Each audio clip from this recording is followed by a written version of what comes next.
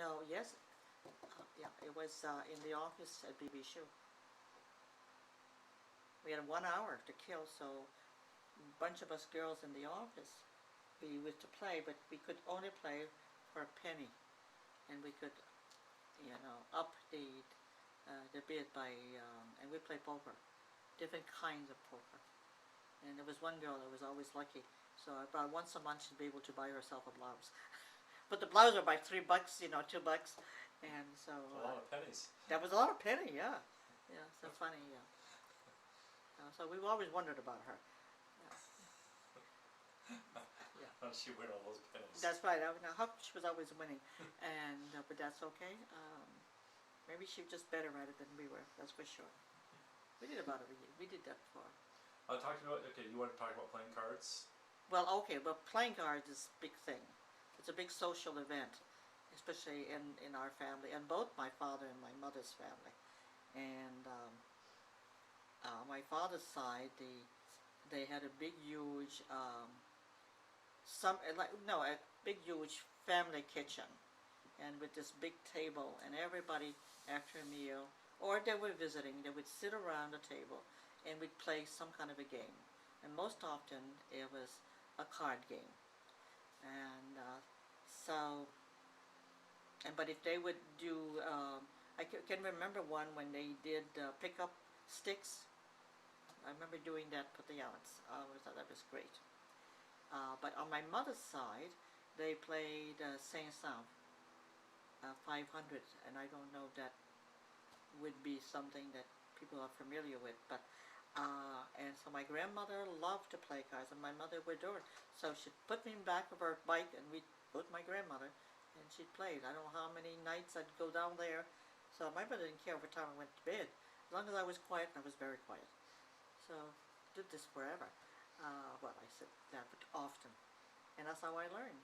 So I could sit next to them and watch them. So then Muriel and I would try to play. So we learned to play the various kids game, and eventually we did 500. So that was a fun thing that we did a lot. And yeah, that's about some. You were asking me a question, and well, I was going to ask you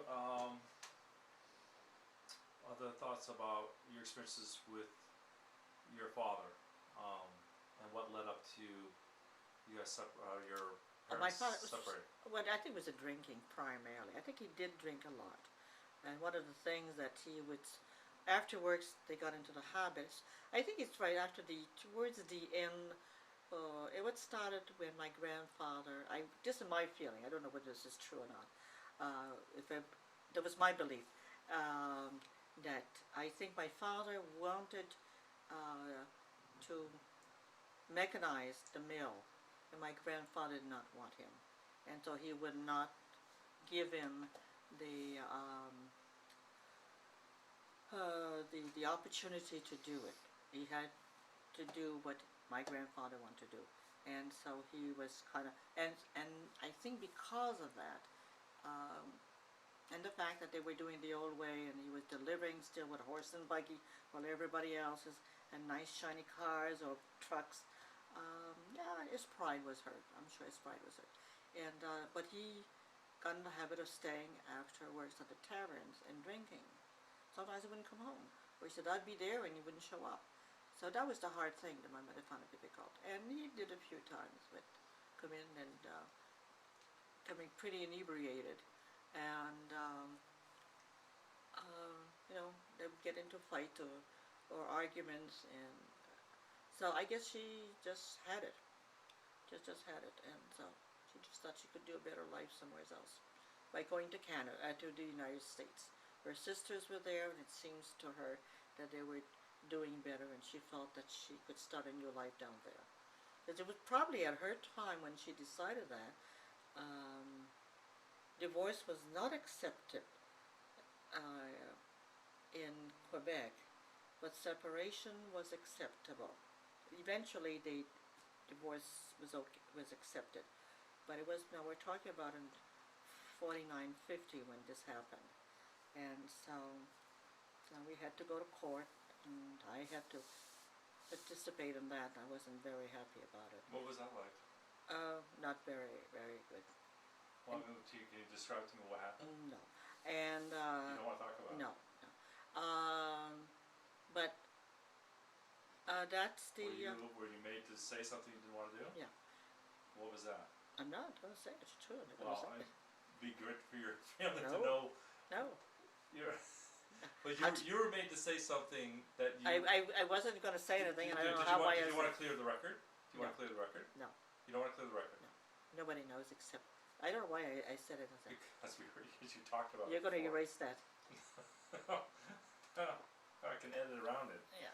And so anyway, so we came here and came to Manchester, New Hampshire, and I'd say it was in the 1949, Al kept saying that was in 51, and you know, I don't think so. I think he's wrong. I'm gonna have to double check. I thought it was in the fall of 1950, because I had a birthday shortly, about a month later. And the minute I got off the train, my mother says, "You go and find yourself a job." So we settled with my uncle and my aunt, Yvette and Andy, and stayed with them for a while until my mother could find a place for us to live. And so my cousin Muriel was working at J.J. Newbury. So I went in and got a job, and of course they were happy to find somebody who wanted to work full-time. So I got a job working on the lampshade and hardware department. And so we were working Monday, Tuesday, Wednesday morning, then Wednesday afternoon, Thursday night, Friday, and Saturday for $25 a week. And we had a little bonus. If one of the counters had a good sale record, we had a $3, a bonus of $3. That was the biggest bonus I ever did. And I lost it one day, but I found it. How did you lose your bonus? But somehow I had a book, and I had put in my book, and it slipped out. Oh, it broke my heart. But I did find it. That was a stressful day. How did you find it? I don't know. I just went back and looked and looked and looked, and there it was. And it had slipped out. Yeah, that wild. I always remember that. So next time I put it in your pocket book. So yeah,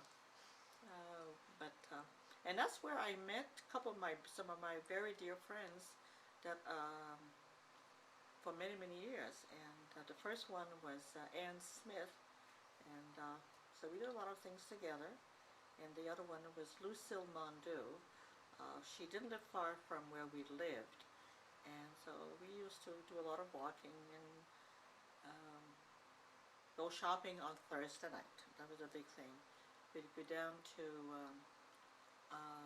they're not there anymore, but where the Chateau is, there used to be the first place where they had Italian sandwiches. So we could buy an Italian sandwich for 50 cents. We'd split it, and she had a Coke and I had a Coke, and that was our big meal.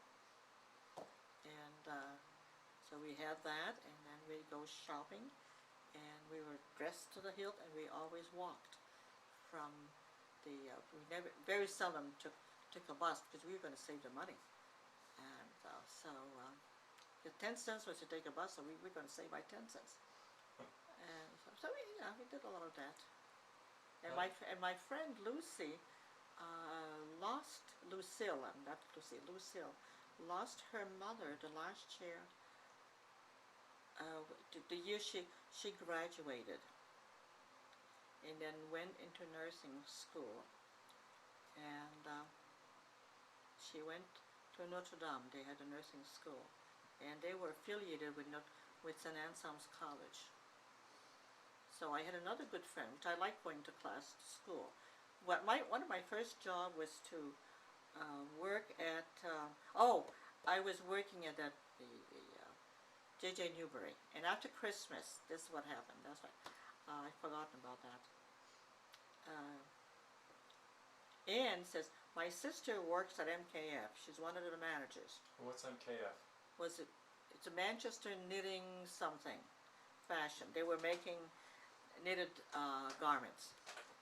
And so she says, my sister is working there, and they're going to be hiring for the coming season. And she says, we'll make much better money if we go there. And so, well, after the holidays, we'll go and talk with her. So we did. Well, they hired her, and they wouldn't hire me. So I felt pretty bad. So somebody said, oh, go to BB Shoe. They hire everybody. And there was a shoe place, shoe shop, and I did, and they hired me. And what did you do at BB? BB? Yeah, what did you do over there? I was the odd shoe girl. What do you mean odd shoe girl? What does that mean? The odd shoe girl, oh God. I had to describe a little bit the setup of the factory, the shoe factory.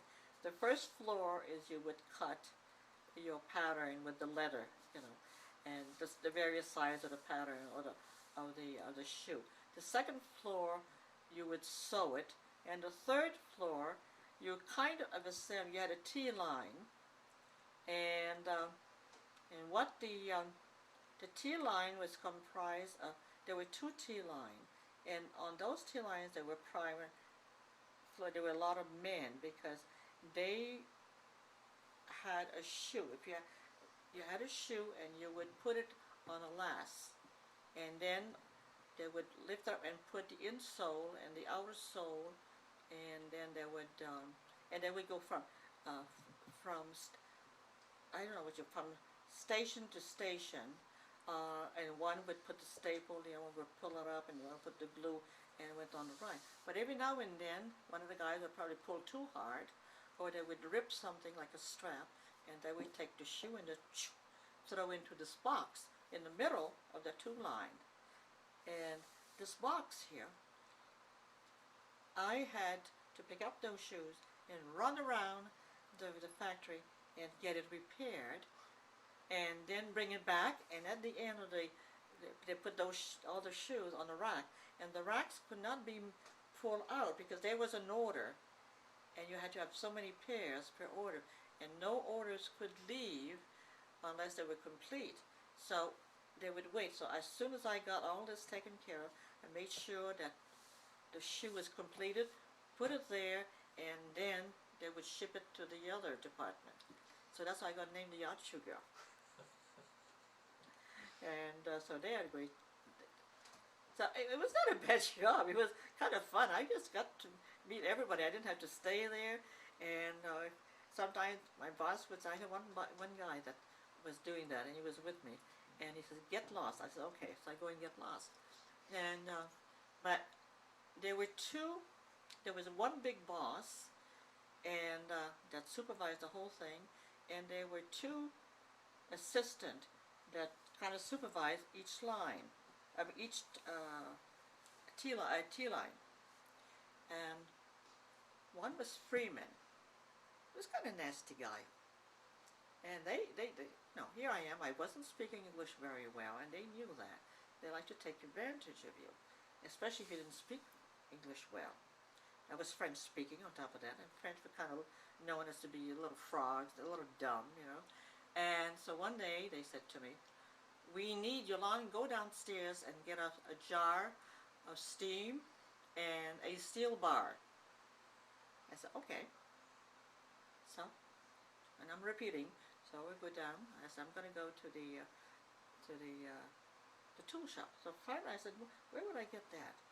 I think I go where the mechanics are, which I knew where to go. I went. I got the guy. I said, I'm here to get a steam jar. And they knew. And they says, huh? I said, no, that's what they want. It's a steam jar, you know. A steam jar like grease, you know. So I somehow or other, I says, yeah, because I think they need the grease, you know, to put the jar in, to put the pipes together. And I said, that's what I want. I wouldn't leave unless I got the steam jar. What I thought, whatever it was, I thought that's what it was, like grease. So they gave me a jar of grease. Now the steel bar, I said, it's one of those things that fries. And I said, I'm not getting out of the way until you gave it. So they says, okay. So I came back upstairs, and I says, here's your steam bar. They looked at me. They never after that did anything. Then it only much later that I realized, but they were trying. He's pulling a joke on you. Oh yeah, but I got the best of them. So they said she's not so she's not such a fool. I always remember that. Oh God, I was so angry, but there was nothing I could do. It was done. So I was a little bit more careful to make sure that I understood properly. Apparently they play that game on others, you know. So, but oh God. And from there, I decided that I just didn't want to be working in the mill for the rest of my life. So I took courses in the evening at Tessa College. I did about 2 years, but our teacher at the time just didn't do very much to kind of force that. But eventually, we got a certificate. No, did we get a certificate? Yeah, something like a diploma. No, a certificate. Then I decided. It was in the summer, and I'd been told that if I went, got myself a job, and that's when I went to, I went, I did a couple, I'm not sure now the exact how it came about, but I decided to go to work from 3 to 11, and it was the Wambach mill, but I was in the office, and so I could go to school during the day. I first went to New Hampshire School of Accounting, and in those days there was a 2-year program, just and you got a diploma in accounting and maybe bookkeeping. And so I got my diploma in accounting, and then that's when my girlfriend Lucille was a nurse. She did her RN, and now she was going to St. Anselm's to get her Bachelor of Science, and they had just started. St. Anselm's had just opened up and affiliated with Notre Dame Hospital, the nursing program, and the nurses could go there and get put in about a year and a half, and they could get their Bachelor of Science. So my girlfriend Lucille went, and so she said, "Oh, you should come down. You should come down." I said, "Oh, I'd love to enough to." So I went in to check in becoming a nurse, but it would have. I needed to work. I said, "No, I just can't just go to school. I need to work." I said, "If I can do it working part-time and going to school, that'd be fine." No, they said, "We can't." So I decided, well, I'll just take evening courses. So my other girlfriend, can't remember her name. She was the cutest lady. Oh, she was cute. So I said, "Let's go down to St. Anselm's and see what they have to offer." She said, "Okay." So we both went, and so we went into the main office, the main building, central building, and it was in the early evening, and we were looking for someone to talk to. There was this office open, so we looked and says, "We're looking for somebody to talk to about courses. Come on in, come on in." So we sat down, and he says, "Did you guys, I mean, did you ladies consider coming full-time?" So of course both of us says, "No, we can't, we have to work." So and he said, "Well, you know," and we kept talking and talking and talking. So I went home and I said, "Geez, you know, it would be fun if I could go." And he gave us some papers and the catalog, and I said, "Oh, that sounds great." So Mom says, "Well, if you can get yourself a permanent 3 to 11 job, why not?" And I did. So I called as soon as I found out, and it was Father Holmes. Never realized that he was the president of St. Anselm's College. And I says, "Father," I says, "I have a surprise. This is Yolande Lefebvre," and I says, "I've decided to come to school, to attend school. What kind of paperwork do you need?" Oh, he said, "Just come on in." And believe me, this is how I started, and I paid as I went along. But I did eventually gave him, you know, but I had never graduated from high school. What I did is I took a diploma, a DGD, what do they call them? GREs? No, you do oh God. It replaces your high school diploma. You take the exams. I don't know. Oh, and I got that, and then of course I had got my diploma, my little certificate from the Tessa College, and then New Hampshire School of Accounting. I had a diploma, and so he took me with that, and I did but I did 3 years and a half. I did not do 4 years. I had enough credit to graduate. Wow. Yeah, and so I graduated. Now, how many women were at this college? Well, this was a liberal arts college, and it was started by the Benedict, and it was in the early years of the turn of the century. It was a high school, and it was only for boys. And during the war, it became a liberal arts. They turned it to a liberal arts college, and they were still just for boys. In that particular period we're talking about, which is in the 50s, there were particularly many of the Catholic colleges in the area were for men or for women, and there was a strong movement to merge to get them together, because women were not just going to go to women's college anymore, and the guys the same thing. So what had happened, as we finally find out, is that Father Holmes, the president, was very much into not segregating, but introducing, accepting the women in the liberal arts. Well, he had accepted the year before only 2 ladies. One was a dear friend of mine, and one was an artist, and Lucy was a history major. And when I came, there were only 4 of us. I was an economics major, and the only reason I didn't even know what economics was. The only reason I got economics is because I had all this business background, and then 2 science people and 1 older lady who in education, and that was it. So the interesting part, I went to some of my classes, and I was always dressed to the hilt, high heels and all, and very, with earrings, the whole thing. I would sit in the middle, I did it purposely, and nobody would sit next to me. Everybody would sit around me. They didn't want to be associated to me. But it was an interesting experience. But eventually, you get used to it. And that's when I met your father, Jean Louis. I tried to get him to join the French club. Yeah. When did you guys first meet? In the French club. In the French club. Yeah. And his friend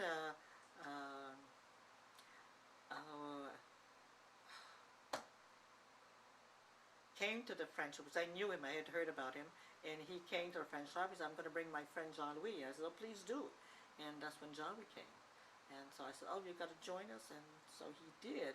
And then I went to a dance. It was another story. And he was there too. Supposedly, I was meeting other friends, and because often we would just go, a bunch of girls, and we meet the guys down there. But that particular night, Joyce, another good friend of mine, Joyce, was stuck on this. We had a lot of, before I forget, we had a lot of Korean veterans. Now we're talking about, see, this was just like the end of Korea, the Korean War. And so Jack was there, and all he wanted to do was to go downtown and go and drink. And so they kept... And this guy was someone you were dating? No, not I. No. But he was part of the group that we were meeting. Okay. So he was trying to get all of us to go down and go to, which is today, that used to be the hangout for the college kids. And so, anyway, I said no. So my other friend and I went up. I said, no, we're not going. We went back upstairs. The father, the gal he was supposed to meet, I don't know if she showed up or not, wasn't there. So he asked me to dance, and so we stayed for the rest of the evening, and he took me home in his pickup truck. What did you think of that? Well, that was fun. I got a ride home because I didn't have a car. Otherwise, I'd walk. I used to walk from the college to my house, and it was about 3 miles. So. You mentioned that there was another time when you guys connected when he was showing you how to shoot a gun. Oh, well, I was in the economics club. That was my major, and so this professor invited the whole class to his house, and he also invited some of the nurses and a couple of nurses went, and of course I went. And your father was there, and he had some guns, and he said, those who would like to practice shooting, target shooting, you're welcome to do that. And so your father said, would you like me to teach you? And I said, yeah, I'd like to. And so he says, well, I was in the service, and this is what we did. He's bragging. Well, I just thought he was a veteran. If he was a veteran, he was an older person, right? But I didn't know anything about the volunteers and the National Guards. I had no idea what that thing was. So anyway, but that was that. And then after that, he asked me to go out, and there was another dance coming up, and it just went on. Then the semester after, I took a class, and it was a math class, and he was in that math class, but our teacher, halfway through the semester, died. Yeah. And so they replaced her. No, it was a man. They replaced him by another teacher who taught very differently and had great expectation. Well, I was above my head, so I asked your father to help me. And he did, and I made it with a D. That was one of the few D's I had. But you got through. But I got through. He did help me. So math was not my thing. And I was doing fine with the other guy because he was very, very mellow. And I don't know, he had a nicer way of it. This one here was really trying. She had just gotten her master or her PhD, and so she was somebody's wife, and so she was stepping in to help. But people were not happy with her. So that's it for the time being, right? Yeah, sure. We can stop here. Yeah. Okay. We can stop. Papa went back to school because he needed to get certified for teaching, and so we came back to Manchester, and he was going. So he got a job working 11:30 to 7:30, I think it was, and at one of the mills, and then going to classes the rest of the day. And so he got this. In the meantime, I got this job working because we got it late because I wanted to stay home with the kids. You were baby, and I got pregnant for Guy. So no, I think I was. I can't remember now. I'll have to think about it. But anyway, I did work. I think you were both born, and so I got from 11 o'clock to 7 o'clock. I would go and I worked in the Wambach mill, and these were there was a spool of thread that you just the big huge bobbin of threads, and you just kind of you would connect them and make them. It had this machine, and you had to re-spool them, and you had to grab them and make sure that the thread was, and if it break, you have to stop it with your hands, then knot the thread that was broken in one leg. And in the beginning, I was afraid of it because that spin fast. I got my hands burned many a times. And after a while, you did it fast, and it didn't do anything because you stopped it right away. But in the beginning, I didn't. Oh boy, that thing was. Yeah. Oh yeah. And so, and you had to move back and forth, because those things. I haven't thought about that in a long time.